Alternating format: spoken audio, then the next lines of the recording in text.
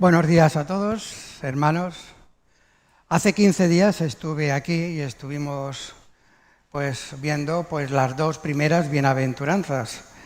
Y hay un dicho en el mundo que dice que no hay dos sin tres.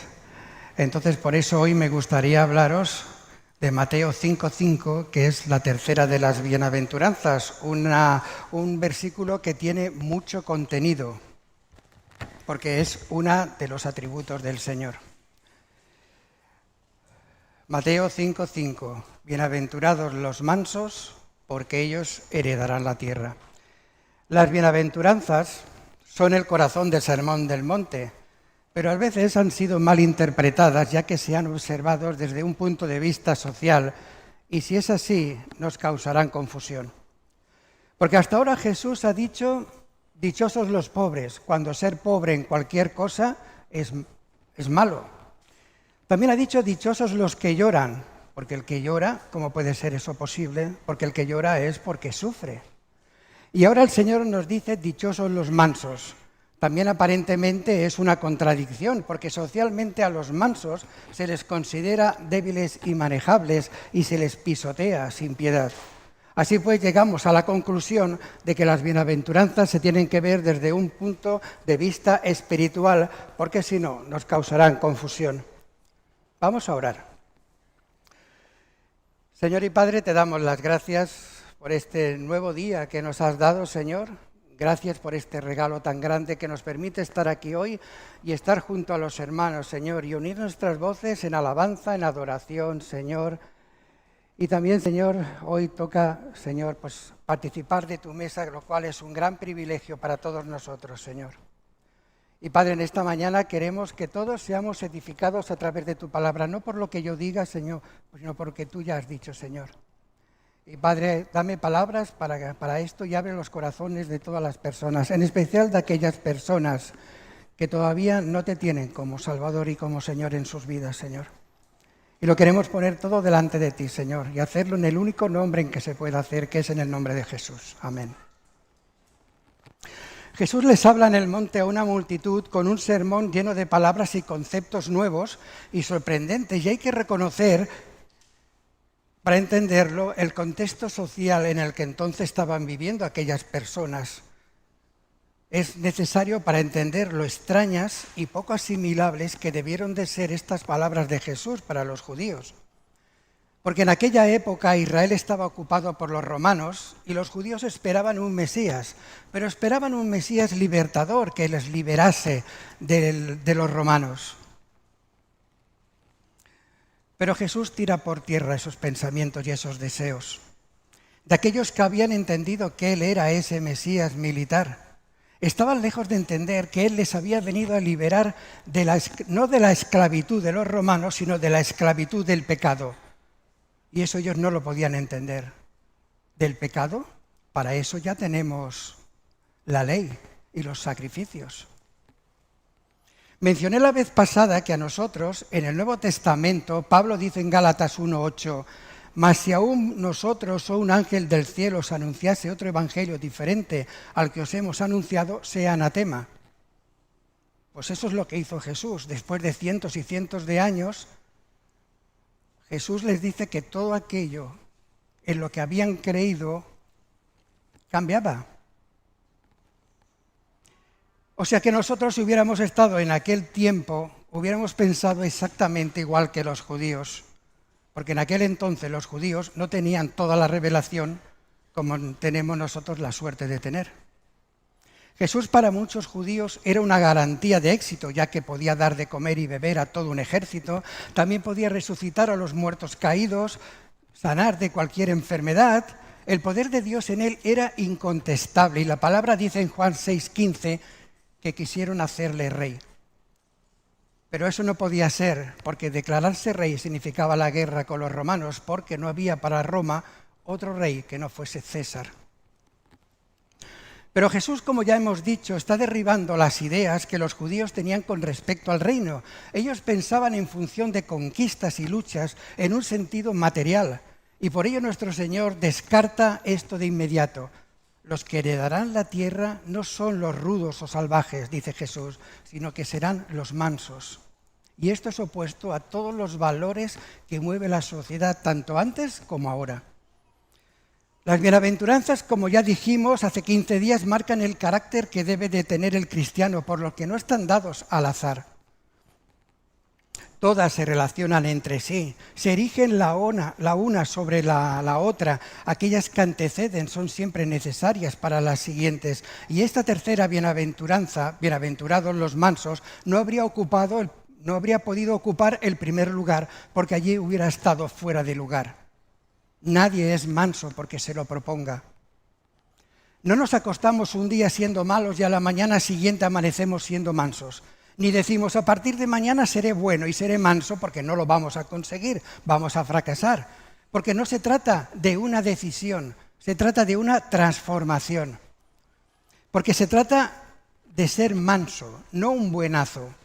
Una persona puede ser buena de una manera natural, pero la mansedumbre que vale y de la que habla la palabra es la consecuencia del trabajo del Espíritu Santo en nuestras vidas.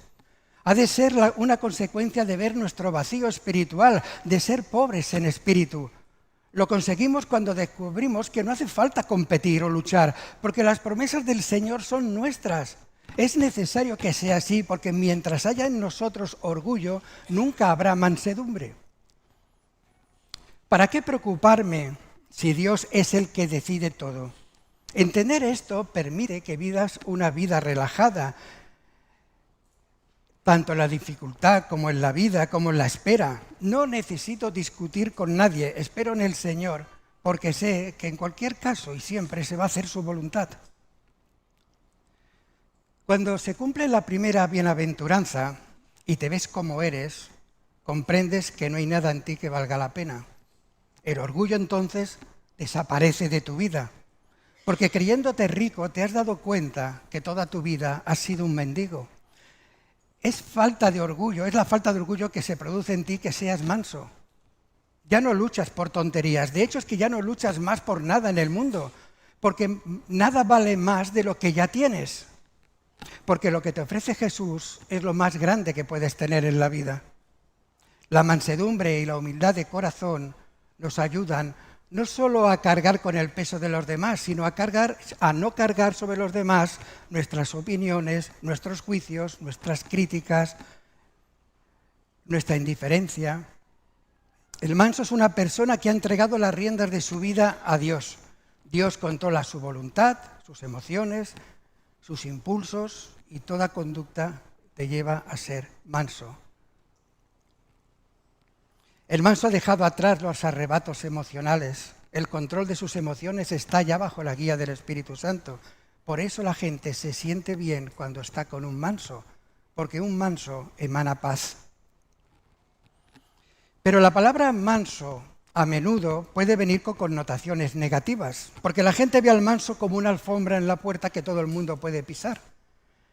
El diccionario además define al manso como persona sumisa o complaciente. Y eso no nos gusta.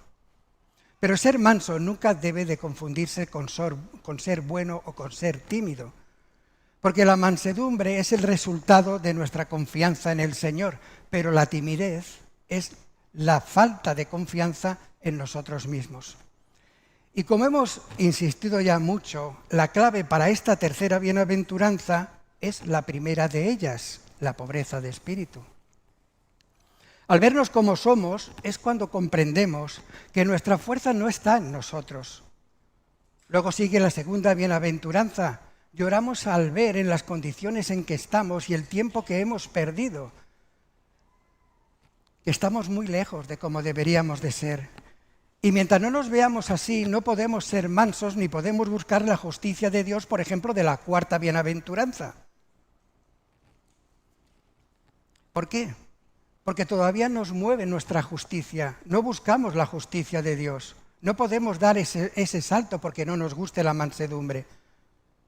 Es necesario que conozcas que seas manso para entender y aceptar la justicia de Dios. Porque las leyes con las que se mueve el reino de Dios no tienen nada que ver con las que nos movemos ahora. Y para ser del Señor hay que acatar sus leyes. Porque nuestra meta no es cumplir con alguna de las bienaventuranzas, ni aquella con la que nos sentimos más a gusto. Nuestra meta es cumplirlas todas, porque son las consecuencias de tener a Jesús en nuestras vidas. Así que de manera paulatina, lo normal es ir adquiriendo ese carácter de Jesús en nosotros. Y si bien con las dos primeras bienaventuranzas parece que perdemos algo, con la tercera parece que lo añadimos, ¿verdad? Cuando nosotros somos y nos vemos pobres en espíritu, es algo que difícilmente van a notar los demás, porque es una consecuencia de nuestra relación íntima con el Señor. Pero cuando somos mansos, la gente empieza a notarlo. Notan que somos mansos, que es el primer síntoma del cambio al exterior que se produce en nosotros. ¿Pero qué es ser manso? Una de las cualidades menos buscadas es la mansedumbre. De hecho, dijo alguien que si alguna vez se pusieran en venta todos los atributos de Dios, lo último en venderse sería la mansedumbre. Porque poca gente entiende lo que es esto y no valoran esta cualidad que caracteriza mucho al Señor Jesús. Si Jesús hubiera hecho llover fuego del cielo y hubiera exterminado una legión de romanos, sería historia. Pero como hablaba de amor, pues pasa desapercibido. Porque las buenas noticias no son noticias en nuestra época, en la sociedad. Porque ser manso nunca se ha considerado una virtud, sino una debilidad. Por esto podemos tener una idea equivocada acerca de este carácter que tanto nos habla del Señor. Y por supuesto no significa que ser manso es ser indiferente a los problemas familiares, sociales de nuestro entorno. Manso no es sinónimo de tener un carácter débil que no pueda hacer frente a ningún problema. Ser manso no significa estar siempre de acuerdo con la gente por miedo. Ser manso tampoco significa buena educación para decir las cosas. No habla de una persona sin convicciones que busca la paz a cualquier precio. Tampoco se refiere a una persona con un carácter naturalmente amable que hasta un incrédulo puede tener. En conclusión, ser manso no se trata de mi carácter, sino de tener el carácter de Cristo en mí. Vivimos en un mundo que se burla de la mansedumbre, porque la considera nula e inútil. Por eso el mundo exalta la soberbia y glorifica el choque y la violencia, por eso se burla de los mansos. Dice en Gálatas 5:22, mas el fruto del Espíritu es amor, gozo, paz, paciencia, benignidad, bondad, fe, mansedumbre, templanza. Contra tales cosas no hay ley. Y nos pueden parecer así muchísimas cosas, ¿verdad? Si esto es mansedumbre y aún he citado 8 cosas más, pues voy a necesitar toda la vida nada más que para 2 o 3. Pero es que esto no funciona así. Porque normalmente si trabajamos, si somos mansos, al mismo tiempo estamos moviendo varias de estos atributos. Si buscas la mansedumbre, al mismo tiempo desarrollas la paz, la bondad, la benignidad, la templanza. Porque ser manso marca una actitud tierna y humilde hacia Dios y hacia los hombres, porque está determinada por una estimación real de nosotros mismos. Es la obra de Dios en el corazón del hombre que hace que algunos, que puedan ser toscos y rudos, se vuelvan las personas más mansas y dóciles con un corazón que se deja corregir y moldear por Dios. Porque cuando el Espíritu Santo está obrando en nosotros, se advierte en la fe. El manso es una persona de fe, como dice la palabra, tiene la vista puesta en el futuro más que los padecimientos actuales. En la esperanza, el manso es una persona de esperanza. El manso sabe que el futuro le pertenece al Señor y que la última palabra la tiene Cristo. Por eso el manso sabe y puede esperar. En el amor, el manso ama. El amor de los mansos se muestra en ese aguantar y soportar todos los atropellos que recibe cada día de las personas. ¿Y cómo se manifiesta? Ama a tu enemigo, bendice a quien te maldiga. Si tu enemigo tiene hambre, dale de comer. No te exasperes, no maldigas, reflexiona, medita, ponte en el lugar del otro, etcétera, etcétera. ¿Quién puede hacer esto? Nadie puede hacerlo en sus fuerzas, sino es a través de un corazón que ha sido trabajado a través del Espíritu Santo. Porque una persona mansa es una persona que tiene mucha fuerza y firmes convicciones y alma de guerrero, pero a la vez es templada, sabia, dueña de sí mismo. Los mansos somos el martillo que golpea. Los mansos no somos el martillo que golpea, somos el yunque que recibe los golpes. Porque el yunque es más fuerte que el martillo, somos más fuertes que el mundo que nos golpea. Es tanta la fuerza de los mansos que mueven la mano de Dios y tienen la gloria en todo cuanto hacen, porque tienen la virtud de saber escuchar y obedecerlo. La palabra griega prautes significa fuerza bajo control y se utilizaba mucho en la doma de los caballos. El caballo que está domado y que es manso tiene la misma fuerza que cuando era salvaje, pero ahora es una fuerza controlada.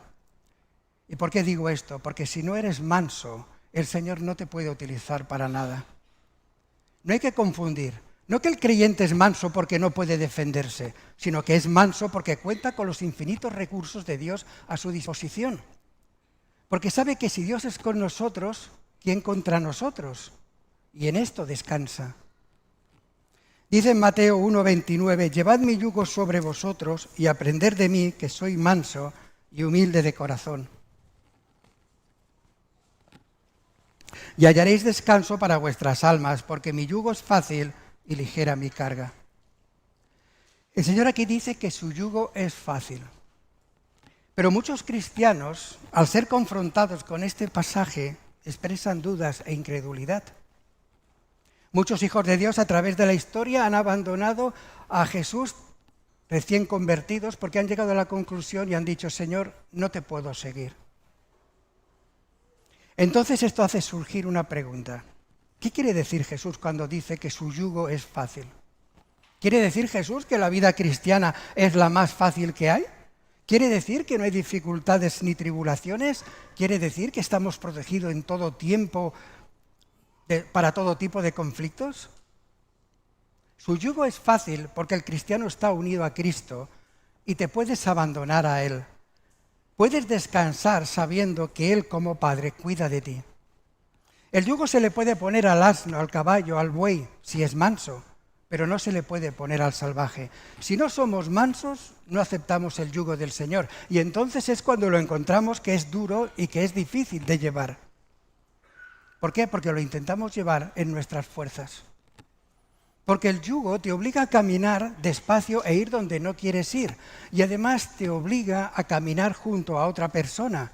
Y ese otro es Jesús, que quiere compartir su yugo contigo para que tú puedas compartir su gloria con Él. No nos equivoquemos. No existen 3 yugos, solamente 2. Si no estás unido a Cristo, estás unido a Satanás. Es que no hay alternativa. El Señor dice, o estás conmigo o estás contra mí, o recoges conmigo o desparrama. O eres luz o eres tinieblas, o eres frío o eres caliente. No hay alternativas. No hace falta tampoco que hayas elegido. Si no estás unido a Cristo en ese yugo, lo estás con Satanás de manera automática. El judío estaba envuelto en 613 prescripciones de la ley mosaica, además llevados con multitud de tradiciones. La vida del fariseo era de una intolerable servidumbre. Vivían con el miedo de caer en una de ellos. Por lo tanto, ante la imposibilidad de cumplirlos, lo que hacían era aparentar piedad. Y de esta manera, toda la religión en aquel entonces se convertía en puro formalismo, en pura hipocresía, que es lo que Jesús les echa tantas veces en cara. Por eso Jesús se dirige a la gente que le escucha diciendo, bueno, no lo dice ya a nosotros, venid, 11:28, Mateo 11:28, venid a mí los que estáis trabajados y cargados y hallaréis descanso para vuestras almas. Porque hoy, en este mundo en que vivimos, las personas cada vez se vuelven más hostiles y más violentas. Las personas hoy en día son como los cactus. Porque cada vez que te arrimas a una persona siempre acabas con una espina clavada. Pero el cristiano verdadero sabe que ser manso no es una cualidad en el ser humano, sino que es un fruto del Espíritu Santo, como hemos leído hace un rato en Gálatas 5:22. Y un fruto no aparece en el árbol de la noche a la mañana, requiere su tiempo. Cuando te conviertes, Dios no te exige, en un año tienes que ser manso, porque esto va a depender del hambre que tú tengas del Señor. Puedes estar toda la vida estancado yendo a la iglesia o puedes estar constantemente creciendo. Dice en Zacarías 9:9, decid a la hija de Sión, he aquí tu rey viene a ti manso y sentado sobre un asna, sobre un pollino, hijo de animal de carga. Leemos que Jesús era manso. Y hemos dicho hace un momento que el manso no recurre a la violencia, pero Jesús derriba las mesas de los mercaderes que vendían en el templo. Si es manso, ¿cómo es posible? Cuando llegaba la Pascua, ¿dónde vender mejor los cabritos y corderos que en el mismo patio del templo? Es más, parece ser que incluso habían empezado a ocupar el interior del templo, con lo cual un lugar que debía de ser de recogimiento y silencio se convertía en un lugar tumultuoso y ruidoso. Y Jesús derriba las mesas y les dice, vosotros habéis convertido la casa de mi Padre, que es casa de oración, en una cueva de ladrones. Jesús vuelca las mesas. En otras ocasiones les dice que son sepulcros blanqueados, que son auténticos hipócritas, les llama falsos. Jesús se enfada. El manso en el Señor no es una persona sin sentimientos, no es un pasota social, que todo le da igual. El manso también se indigna y se enfada, en especial por las injusticias. Segunda de Timoteo 1:7 dice, porque no nos ha dado el espíritu de cobardía, sino de poder, de amor y de dominio propio. Y es ese dominio propio lo que impide que nuestra ira vaya más allá de donde debe de ir. De ahí que diga el Señor, que no se oculte el sol sobre su ira, sobre tu ira. Por eso el manso tiene el poder de amar y de dominar su ira. Por eso el sol no se oculta nunca bajo él, bajo su ira. Porque inmediatamente de ello perdona y restaura, y si es preciso, pide perdón. Todas las bienaventuranzas constan de dos partes, la bienaventuranza en sí y la consecuencia, es decir, el resultado de nuestra mansedumbre dará como resultado heredar la tierra. En la locura del mundo las peleas se originan entre países por dominar la tierra, pero en Cristo se recibirá no un lote para vivir, sino una tierra para gobernar. Dice la Biblia que cuando Cristo venga a reinar a la tierra, los redimidos reinaremos con Él. El Señor vendrá por nosotros, pero cuando estemos en el paraíso, el Señor no va a decir, bueno, ya estáis en el paraíso, ya estáis súper bien, no os va a faltar de nada, yo me voy, que como Dios tengo otras cosas que hacer. No, el Señor dice que nos ama y que morará con nosotros. ¿Pero en dónde? Hablaba hace unas semanas con un hermano de las bienaventuranzas que éstas tienen unas aparentes contradicciones, aparentes. Leemos que que la primera bienaventuranza es el reino de los cielos y ahora leemos en la tercera que heredarán la tierra. Así pues, hay una contradicción. ¿Nos hablan las bienaventuranzas de varias clases de cristianos o de distintas esperanzas y destinos? Los pobres en espíritu de la primera bienaventuranza irán al cielo y los mansos se quedarán en la tierra. Y si queremos aún rizar el rizo, también hay otra bienaventuranza que dice que los de limpio corazón verán a Dios. Los de limpio corazón y los demás no. ¿Cómo entendemos esto? Como hemos dicho al principio, las bienaventuranzas se deben de cumplir todas en todos. Y el destino para todos es el mismo. Pero ¿será el cielo o será la tierra? Primero hay que aclarar que el reino de los cielos de la primera bienaventuranza no nos está indicando un destino.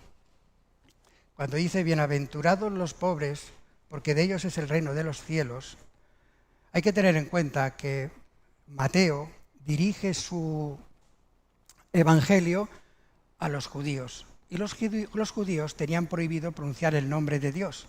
De ahí que Mateo, en vez de decir hablar del reino de Dios, habla del reino de los cielos. Luego tenemos a Lucas, que nos habla de ese mismo pasaje, exactamente del mismo, pero él ya emplea reino de Dios en vez de reino de los cielos. Estamos acostumbrados a decir que iremos al cielo porque la palabra relaciona al cielo con Dios, pero la palabra claramente nos habla en multitud de versículos que nuestro destino final es la tierra. Esto ahora me he ido un poco del tema, pero como ya estaba tocando esto, quería dejar esto en claro. Si buscamos un ejemplo,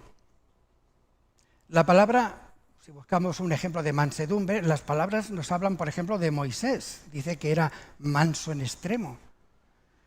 Pero el ejemplo principal de mansedumbre es Jesús. Vemos que la personalidad de Jesús que se trasluce en las Escrituras es la de un hombre tierno y afectuoso y de intensos sentimientos.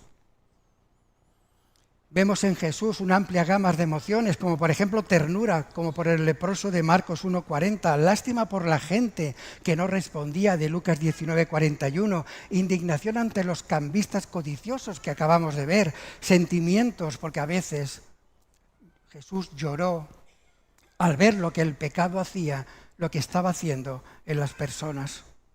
Los tiernos sentimientos de Jesús se hicieron patentes en especial en la manera de ver y tratar a las personas, porque se acercó a los pobres y oprimidos y los ayudó a hallar refrigerio para sus almas, porque Jesús buscaba lo bueno en las personas y los animaba, aunque también censuró cuando era lo contrario, porque nunca estuvo demasiado ocupado para satisfacer las necesidades de los afligidos, ya fuera aquella mujer que tenía flujo de sangre y que tocó su manto para pasar desapercibida, o aquel ciego al que no le podían hacer callar.